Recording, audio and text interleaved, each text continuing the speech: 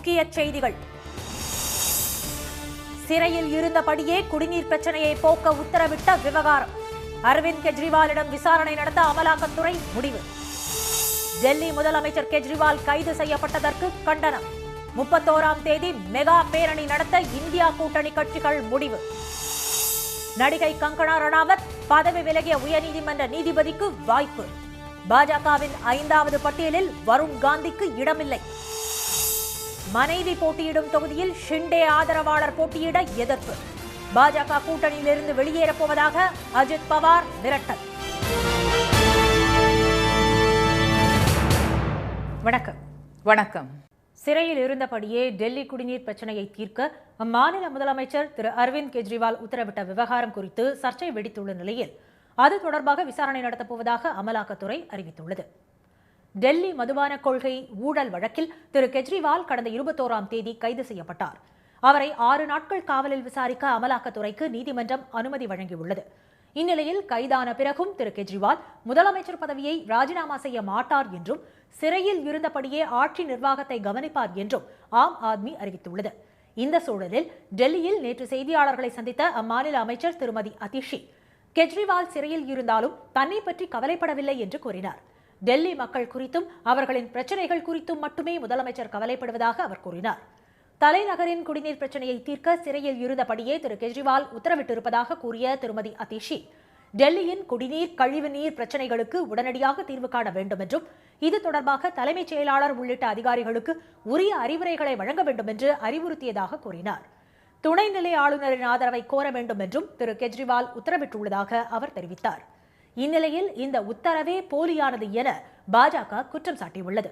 அமலாக்கத்துறையின் கட்டுப்பாட்டில் இருக்கும் திரு கெஜ்ரிவால் எப்படி ஆணை பிறப்பிக்க முடியும் என்று கேள்வி எழுப்பியுள்ள பாஜக மூத்த தலைவர் திரு மஞ்சிந்தர் சிங் சிர்சா திரு கெஜ்ரிவால் அதிகாரப்பூர்வமாக ஆணை பிறப்பிக்க வேண்டும் என்றால் துணைநிலை ஆளுநரின் ஒப்புதலுடன் முதன்மை செயலாளர் வாயிலாகவே ஆணையை வெளியிட வேண்டும் என்று கூறினார்.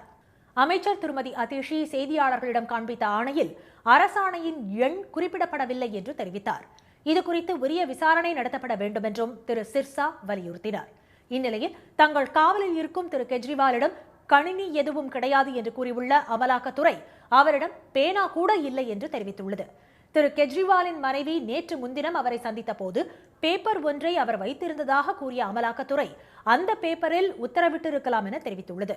எனினும் இது நீதிபதி கூறிய விதிகளுக்கு உட்பட்டதா என்பது குறித்து விசாரணை நடத்தப்படும் என்று அறிவித்துள்ளது. டெல்லி முதலமைச்சர் திரு அரவிந்த் கெஜ்ரிவால் கைது செய்யப்பட்டதை கண்டித்து வரும் 31ஆம் தேதி இந்தியா கூட்டணி சார்பில் பேரணி நடத்தப்பட உள்ளது. டெல்லி அரசின் மதுபான கொள்கையில் முறைகேடு நடைபெற்றதாக அம்மாநில முதலமைச்சர் திரு அரவிந்த் கெஜ்ரிவால் மீது அமலாக்கத்துறை பண மோசடி உள்பட பல்வேறு பிரிவுகளில் வழக்கு பதிவு செய்துள்ளது. இந்த வழக்கில் விசாரணைக்கு ஆஜராகும்படி 9 முறை சம்மன் அனுப்பியும் திரு கெஜ்ரிவால் ஆஜராகவில்லை. அதே சமயம் இந்த சம்மனை எதிர்த்து டெல்லி உயர்நீதிமன்றத்தில் திரு கெஜ்ரிவால் வழக்கு தொடர்ந்தார். இந்த வழக்கு கடந்த 20ஆம் தேதி விசாரணைக்கு வந்தபோது திரு கெஜ்ரிவால் மீதான சட்ட நடவடிக்கைக்கு எந்த தடையும் விதிக்க நீதிமன்றம் மறுத்துவிட்டது. இதனிடையே மதுபான கொள்கை முறைகேடு வழக்கில் திரு கெஜ்ரிவாலை அமலாக்கத்துறை 21ஆம் தேதி இரவு கைது செய்தது. டெல்லி ரோஸ் அவென்யூ நீதிமன்றத்தில் ஆஜர்படுத்தப்பட்ட அவரை 6 நாட்கள் காவலில் எடுத்து விசாரிக்க அமலாக்கத்துறைக்கு நீதிமன்றம் அனுமதி வழங்கியது. இதையடுத்து திரு கெஜ்ரிவால் அமலாக்கத்துறை காவலில் சிறையில் அடைக்கப்பட்டுள்ளார். நாடாளுமன்ற தேர்தல் நெருங்கி வரும் நிலையில் திரு கெஜ்ரிவால் கைது செய்யப்பட்ட சம்பவம் அரசியல் வட்டாரத்தில் அதிர்வலைகளை ஏற்படுத்தியுள்ளது. இந்நிலையில் இதனை கண்டித்து இந்தியா கூட்டணி சார்பில் மெகா பேரணி நடத்தப்படும் என கூட்டணியில் இடம்பெற்றுள்ள கட்சிகள் அறிவித்துள்ளன. வரும் 31ஆம் தேதி டெல்லி ராம்லீலா மைதானத்தில் நடைபெறும் பேரணியில் இந்தியா கூட்டணியில் இடம்பெற்றுள்ள காங்கிரஸ், ஆம் ஆத்மி, திமுக உள்பட பல்வேறு கட்சிகள் பங்கேற்கின்றன. ஆளும் பாஜக அரசு விசாரணை அமைப்புகளை ஏவி எதிர்க்கட்சிகளை ஒடுக்க நினைப்பதாக குற்றம் சாட்டியுள்ள இந்தியா கூட்டணி இது தொடர்பாக தேர்தல் ஆணையத்திலும் முறையிட்டுள்ளது. பிரபல நடிகை கங்கனா ரணாவத் பதவி விலகிய உயர்நீதிமன்ற நீதிபதி கட்சி மாறிய தொழிலதிபர்கள் உட்பட 111 பேர் அடங்கிய 5ஆம் கட்ட வேட்பாளர் பட்டியலை பாஜக வெளியிட்டுள்ளது. மத்திய அமைச்சர்களான திரு தர்மேந்திர பிரதான் ஒடிஷாவின் சம்பல்பூர் தொகுதியிலும் திரு கிரிராஜ் சிங் பீகாரின் பெகுசராய் தொகுதியிலும் போட்டியிடுகின்றனர். பாஜகவுக்கு ஆதரவாகவும் தொடர்ந்து சர்ச்சைக்குரிய வகையிலும் பேசி வந்த நடிகை கங்கனா ரணாவத்துக்கு இமாச்சல பிரதேசத்தின் மண்டி தொகுதியில் போட்டியிட பாஜக வாய்ப்பளித்துள்ளது. வயநாடு தொகுதியில் திரு ராகுல் காந்தியை எதிர்த்து திரு சுரேந்திரன் களம் காண்கிறார். முன்னாள் மத்திய அமைச்சர்களான திரு ரவிசங்கர் பிரசாத் பாட்னாவிலும் திருமதி மேனகா காந்தி உத்தரப்பிரதேச மாநிலம் சுல்தான்பூரிலும் போட்டியிடுகின்றனர். அதே சமயம் பிலிபிட் தொகுதியில் திரு வருண் காந்திக்கு வாய்ப்பு மறுக்கப்பட்டுள்ளது. அவருக்கு பதிலாக மத்திய அமைச்சர் திரு ஜிதேன் பிரசாதா போட்டியிடுகிறார். கொல்கத்தா உயர்நீதிமன்ற நீதிபதி பதவியில் இருந்து விலகி அண்மையில் பாஜகவில் இணைந்த திரு அபிஜித் கங்கோபாத்யாயா தம்லுக் தொகுதியிலும், ஜார்க்கண்ட் முன்னாள் முதலமைச்சர் திரு ஹேமந்த் சோரனின் அண்ணி திருமதி சீதாபுரன் தும்கா தொகுதியிலும் வேட்பாளர்களாக அறிவிக்கப்பட்டுள்ளனர். தொழிலதிபர் நவீன் ஜிண்டால் பாஜகவில் இணைந்த சில மணி நேரத்தில் ஹரியானா மாநிலம் குருக்ஷேத்ரா தொகுதி வேட்பாளராக அறிவிக்கப்பட்டுள்ளார். ராஜமுந்திரியில் பாஜக சார்பில் ஆந்திர முன்னாள் முதலமைச்சர் என் டி ராமாராவின் மகள் திருமதி புரந்தரேஸ்வரி, கர்நாடக முன்னாள் முதலமைச்சர் திரு ஜெகதீஷ் ஷெட்டர் பெலகாவி தொகுதியிலும் நிறுத்தப்பட்டுள்ளனர். மகாராஷ்டிர மாநிலத்தில் உள்ள பாராமதி தொகுதியில் போட்டியிடுவது தொடர்பான மோதலால் பாஜக தலைமையிலான மகாயுதி கூட்டணி பிளவுபடும் அபாயம் ஏற்பட்டுள்ளது. அம்மாநிலத்தின் நட்சத்திர தொகுதியான பாராமதி தொகுதியை பெற பாஜக கூட்டணியில் சிவசேனா ஷிண்டே பிரிவுக்கும் அஜித் பவார் தலைமையிலான தேசியவாத காங்கிரஸ் கட்சிக்கும் இடையே கடும் போட்டி நிலவியது. இந்நிலையில் அத்தொகுதியை அஜித் பவார் தரப்புக்கு பாஜக ஒதுக்கீடு செய்த நிலையில் அங்கு அஜித் பவாரின் மனைவி திருமதி சுனேத்ரா போட்டியிடுவதாகவும் அறிவிக்கப்பட்டது. ஆனால் இந்த முடிவுக்கு ஷிண்டே பிரிவு சிவசேனா எதிர்ப்பு தெரிவித்தது. மேலும் அத்தொகுதியில் திரு ஏக்நாத் ஷிண்டேவின் ஆதரவாளரான திரு விஜய் ஷிவ்தாரே போட்டியிட உள்ளதாக தெரிவித்துள்ளார். திரு அஜித் பவார் குறித்தும் அவர் கடுமையாக விமர்சித்தார். இதற்கு கண்டனம் தெரிவித்துள்ள திரு அஜித் பவார், கூட்டணியில் இருந்து கொண்டே போட்டி வேட்பாளரை நிறுத்துவதா என கேள்வி எழுப்பியுள்ளார். தம்மை பற்றி அவதூறு கருத்து தெரிவித்த திரு விஜய் ஷிவ்தாரேவை கட்சியில் இருந்து நீக்கி நடவடிக்கை எடுக்க வேண்டும் என வலியுறுத்தியுள்ள அவர், இல்லையெனில் பாஜக கூட்டணியில் இருந்து வெளியேற நேரிடும் என்றும் அறிவித்துள்ளார். தேர்தல் நெருங்கும் சூழலில் அஜித் பவாரின் இந்த மிரட்டல் பாஜக கூட்டணியில் சலசலப்பை ஏற்படுத்தியுள்ளதால் தொண்டர்கள் அதிர்ச்சியடைந்துள்ளனர். மக்களவைத் தேர்தலுக்கான வேட்புமனு தாக்கல் நிறைவடைய 3 நாட்களே உள்ள நிலையில் மனு தாக்கல் இன்று முதல் விறுவிறுப்படையும் என எதிர்பார்க்கப்படுகிறது. தமிழகத்தில் அடுத்த மாதம் 19ஆம் தேதி ஒரே கட்டமாக தேர்தல் நடைபெறும் என அறிவிக்கப்பட்டுள்ளது. திமுக, அதிமுக, பாஜக தலைமையிலான கூட்டணிகள் களமிறங்க மும்முனை போட்டி ஏற்பட்டுள்ளது. கூட்டணிக்கான தொகுதிகள் தேர்வு செய்யப்பட்ட நிலையில் வேட்பாளர்களும் அறிவிக்கப்பட்டுள்ளனர். தலைவர்களும் பிரச்சாரத்தை தொடங்கிவிட்டனர். இந்நிலையில் அதிமுக சார்பில் போட்டியிடும் வேட்பாளர்கள் 33 பேரும் இன்று தங்களது வேட்புமனுக்களை தாக்கல் செய்ய அறிவுறுத்தப்பட்டுள்ளனர். 33 வேட்பாளர்களும் அவரவர் தொகுதி தேர்தல் அலுவலரிடம் பகல் 12 மணி அளவில் வேட்புமனுக்களை தாக்கல் செய்வார்கள் என கூறப்படுகிறது. தென் சென்னை திமுக வேட்பாளர் திருமதி தமிழச்சி தங்கபாண்டியன் இன்று காலை 11 மணிக்கு அடையாறில் உள்ள மண்டல அலுவலகத்தில் வேட்புமனு தாக்கல் செய்கிறார். அதேபோல வட சென்னை திமுக வேட்பாளர் திரு கலாநிதி வீராசாமி பகல் 12 மணியளவில் தண்டையார்பேட்டையில் உள்ள 5வது மண்டல அலுவலகத்தில் வேட்புமனுவை தாக்கல் செய்ய உள்ளார். விழுப்புரம் தொகுதியில் போட்டியிடும் விடுதலை சிறுத்தைகள் கட்சி வேட்பாளர் திரு ரவிக்குமார் காலை 11 மணியளவில் மாவட்ட ஆட்சியர் அலுவலகத்தில் வேட்புமனு தாக்கல் செய்ய உள்ளார். தர்மபுரி தொகுதியில் போட்டியிடும் பாமக வேட்பாளர் திருமதி சௌமியா அன்புமணி பிற்பகல் 1 மணி அளவில் தர்மபுரி மாவட்ட ஆட்சியர் அலுவலகத்தில் வேட்புமனு தாக்கல் செய்கிறார். ராமநாதபுரம் தொகுதியில் பாஜக கூட்டணி சார்பில் சுயேட்சையாக போட்டியிடும் திரு ஓ பன்னீர்செல்வம், கிருஷ்ணகிரி தொகுதியில் நாம் தமிழர் கட்சி சார்பில் போட்டியிடும் வீரப்பனின் மகள் வித்யாராணி ஆகியோரும் இன்று வேட்புமனு தாக்கல் செய்ய உள்ளதாக தெரிவித்துள்ளனர். வேட்புமனு தாக்கல் செய்ய நாளை மறுநாள் 27ஆம் தேதி நிறைவு நாளாகும். 28ஆம் தேதி வேட்புமனுக்கள் மீதான பரிசீலனை நடைபெற உள்ளது. 30ஆம் தேதி வேட்புமனுக்களை திரும்ப பெற கடைசி நாளாகும். மழை வெள்ளத்தால் பாதிக்கப்பட்ட போது மக்களை பார்க்க தமிழகம் வராத பிரதமர் திரு மோடி தேர்தலுக்காக மட்டும் தற்போது அடிக்கடி வருவதாக அமைச்சர் திரு உதயநிதி குற்றம் சாட்டியுள்ளார். மதுரையில் கம்யூனிஸ்ட் கட்சி வேட்பாளர் திரு சு வெங்கடேசனை ஆதரித்து ஊமச்சிக்குளம் மற்றும் கோபுதூர் பகுதிகளில் திரு உதயநிதி பிரச்சாரம் மேற்கொண்டார். கலைஞர் மகளிர் உரிமை தொகை, மகளிருக்கு இலவச பேருந்து, பள்ளிகளில் காலை உணவு திட்டம் என திராவிட மாடல் அரசின் நலத்திட்டங்களை பட்டியலிட்டு பேசிய அவர், மத்திய அரசுக்கு தரும் ₹1 வரியில் வெறும் 28 பைசா மட்டுமே தமிழ்நாட்டுக்கு திரும்ப தருவதால் மிஸ்டர் 28 பைசா என்றுதான் திரு மோடியை அழைக்க வேண்டும் என்று விமர்சித்தார். சிறந்த நாடாளுமன்ற உறுப்பினராக செயல்பட்ட திரு சு வெங்கடேசனுக்கு மீண்டும் வாய்ப்பளிக்கப்பட்டுள்ளதால் அவரை 2 லட்சம் வாக்குகள் வித்தியாசத்தில் வெற்றி பெறச் செய்ய வேண்டும் என திரு உதயநிதி கேட்டுக்கொண்டார். தமிழ்நாட்டுக்கு அப்புறம் அறிவிச்ச பல மாநிலங்கள்ல எய்ம்ஸ் மருத்துவமனை கட்டி முடிச்சாச்சு, மருத்துவமனை வந்தாச்சு. ஆனா தமிழ்நாட்டுக்கு மட்டும் அந்த எய்ம்ஸ் மருத்துவமனையை கொடுக்க மாட்டேங்கிறாங்க. கேட்டா நிதி இல்லைன்னு சொல்றாங்க. கடந்த 5 வருஷத்துல தமிழ் மொழிக்கு, தமிழ் ஆராய்ச்சிக்கு, தமிழ் வளர்ச்சிக்கு ஒன்றிய அரசு நிதி எவ்வளவு தெரியுமா ஒதுக்கியிருக்காங்க? ₹1 கூட ஒதுக்கல, 0. ஆனா யாருமே பேசாத சமஸ்கிருதத்துக்கும் ஹிந்தி மொழிக்கும் எவ்வளவு தெரியுமா ஒதுக்கி இருக்காங்க? 600 கோடி ரூபாய் அந்த மொழி வளர்ச்சிக்கு ஒதுக்கி இருக்காங்க.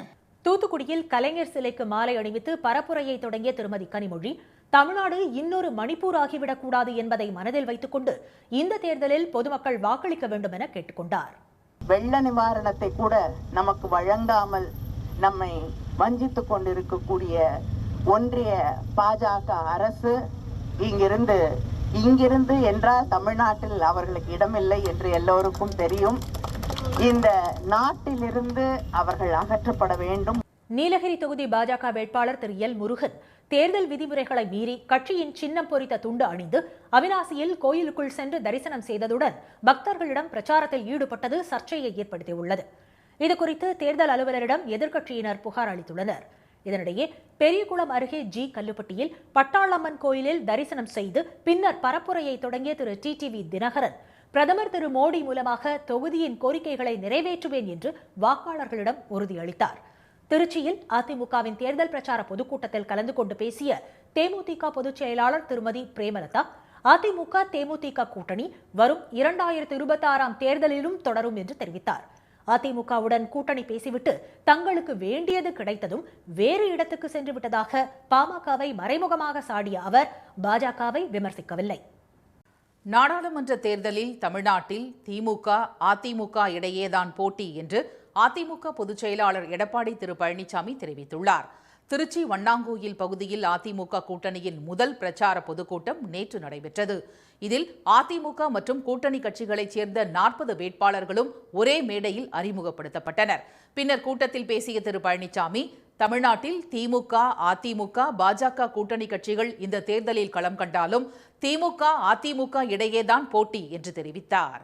தேர்தலிலே 3 பிரதான கட்சிகள் தேர்தலை சந்திக்கின்றன. ஒன்று அனைத்து இந்திய அண்ணா திராவிட முன்னேற்ற கழகம், மற்றொன்று திமுக, இன்னொன்று பாரதிய ஜனதா கட்சி. ஆனால் தேர்தலிலே போட்டி என்று வருகிற பொழுது அண்ணா திமுகவா திமுக தான் என்பதை இந்த நாடு அறியும். தமிழர் உரிமை மீட்போம், தமிழர் உரிமை மீட்போம், தமிழ்நாடு காப்போம், தமிழர் உரிமை மீட்போம், தமிழ்நாடு காப்போம். அதிமுக கூட்டணியில் அதிமுக 33 தொகுதிகளிலும் தேமுதிக 5 தொகுதிகளிலும் எஸ்டிபிஐ கட்சி 1 தொகுதி என மொத்தம் 39 தொகுதிகளில் வேட்பாளர்கள் களம் காண்கின்றனர். இந்நிலையில் புரட்சி பாரதம் கட்சிக்கு 1 தொகுதி கூட ஒதுக்காததால் அதிருப்தி காரணமாக அக்கட்சி திருச்சி பிரச்சார கூட்டத்தை புறக்கணித்தது.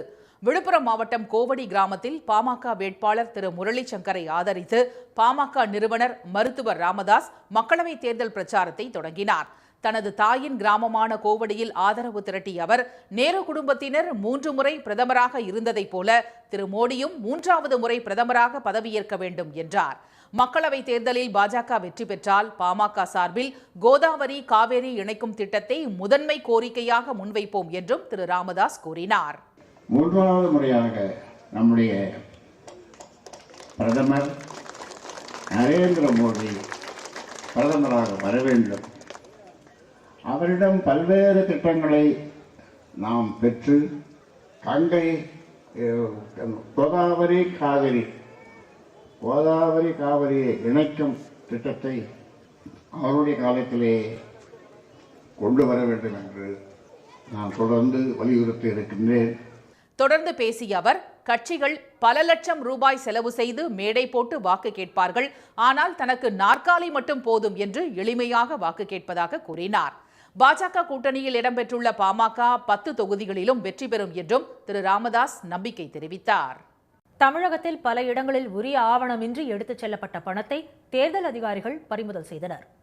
நடத்தை விதிகள் அமலில் இருப்பதால் நாடு முழுவதும் பறக்கும் படை அதிகாரிகள் தீவிர சோதனையில் ஈடுபட்டுள்ளனர். உரிய ஆவணங்களின்றி கொண்டு செல்லப்படும் பணம், நகை உள்ளிட்ட பொருட்கள் பறிமுதல் செய்யப்பட்டு வருகின்றன. ஆரணியை அடுத்த மாமண்டூர் கூட்ரோடில் காரில் எடுத்துச் செல்லப்பட்ட 72,000 ரூபாய் பறிமுதல் செய்யப்பட்டது. அரியலூர் மாவட்டம் கைகாட்டி பகுதியில் வாகன சோதனையில் ஈடுபட்ட தேர்தல் பறக்கும் படையினர் பால் விற்பனை செய்யும் வாகனத்தில் இருந்த 71,000 ரூபாயை பறிமுதல் செய்தனர்.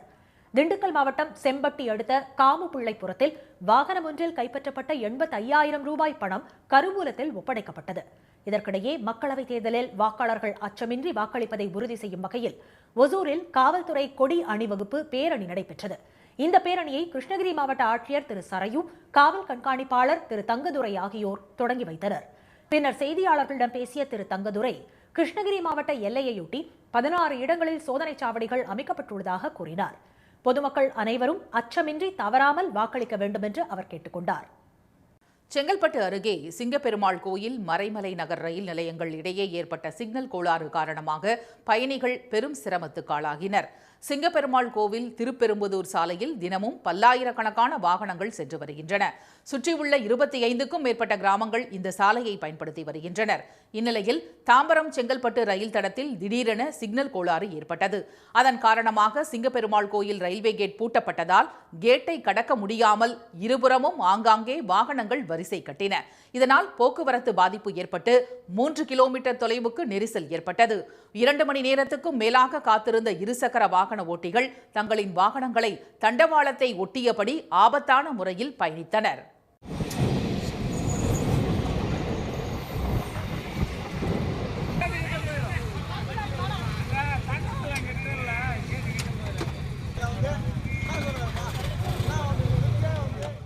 இதுகுறித்து வாகன ஓட்டிகள் கூறுகையில், இந்த ரயில்வே கேட் அடிக்கடி பழுதடைந்து விடுவதாகவும், இதனால் ஒரகடம் திருப்பெரும்புதூர் பகுதியில் தொழிற்சாலைகளுக்கு வேலைக்கு சென்று திரும்புவோர் பாதிக்கப்படுவதாகவும் தெரிவித்தனர். ரயில்கள் சென்ற 10 நிமிடங்கள் கழித்துதான் ஒவ்வொரு முறையும் இந்த கேட் திறக்கப்படுகிறது என்று கூறிய பொதுமக்கள் இந்த பிரச்சினைக்கு அதிகாரிகள் உடனடி தீர்வு காண வேண்டும் என வலியுறுத்தினர்.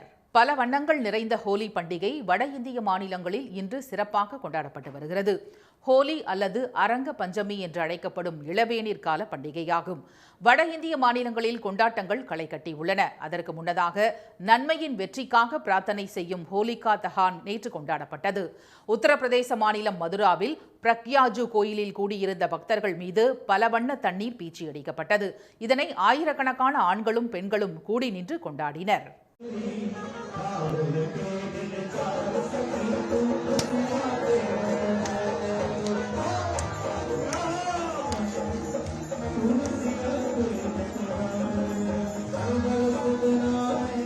இமாச்சல பிரதேச மாநிலம் குலு பகுதியில் வீதிகள், சாலைகள், வீடுகள் என ஆண்களும் பெண்களும் ஆடி பாடியும் வண்ணப் பொடிகளை ஒருவர் மீது ஒருவர் பூசி மகிழ்ந்தனர்.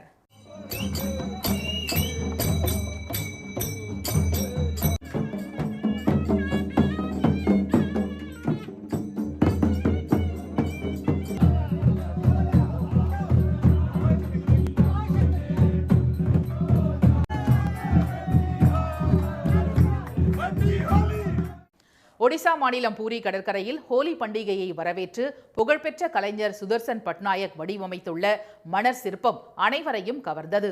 இந்தியா, பாகிஸ்தான் எல்லையில் உள்ள வீரர்களுக்கு அப்பகுதியினர் இனிப்பு ஊட்டியும் வண்ணப் பொடிகளை அவர்களது முகத்தில் பூசியும் வாழ்த்து கூறினர்.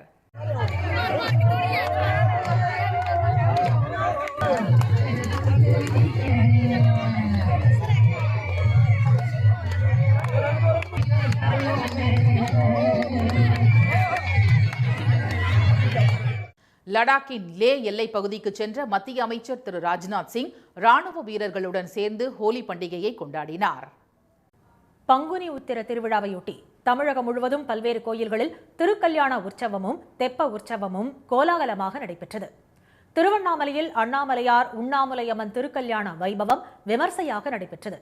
இதையொட்டி இரவு மாலை மாற்றும் வைபவமும் பூப்பந்து மாற்றும் நிகழ்வும் நடைபெற்றன.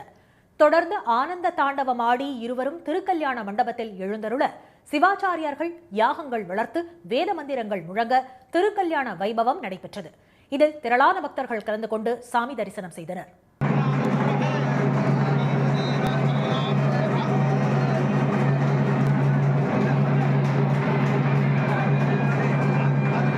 வேலூர் ஜலகண்டேஸ்வரர் கோயிலில் சுப்பிரமணியர் வள்ளி தெய்வானைக்கு திருக்கல்யாணம் நடைபெற்றது. மேளதாளங்கள் முழங்க சீர்வரிசைகள் கொண்டு வரப்பட்டு திருமாங்கல்யம் அணிவிக்கும் நிகழ்வு விமர்சையாக நடைபெற்றது. செங்கல்பட்டு அருகே உள்ள பேரமனூர் திருவாலீஸ்வரர் கோயிலில் திருக்கல்யாணம் மற்றும் தெப்போற்சவம் கோலாகலமாக நடைபெற்றது. இதில் திரளான பக்தர்கள் பங்கேற்று தரிசனம் செய்தனர்.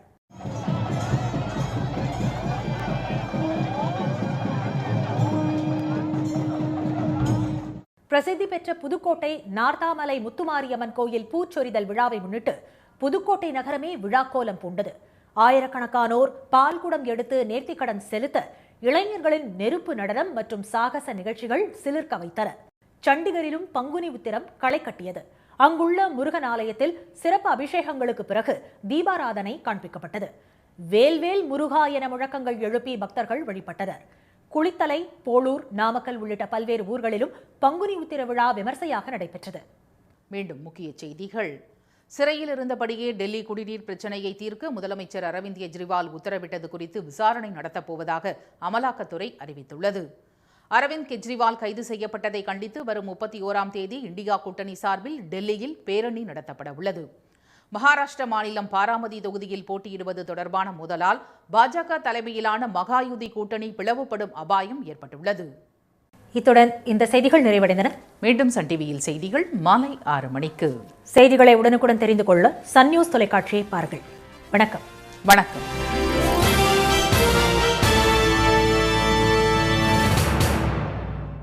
உடனுக்குடன் செய்திகளை தெரிந்து கொள்ள சன் நியூஸ் பெல் ஐகானை கிளிக் பண்ணுங்க.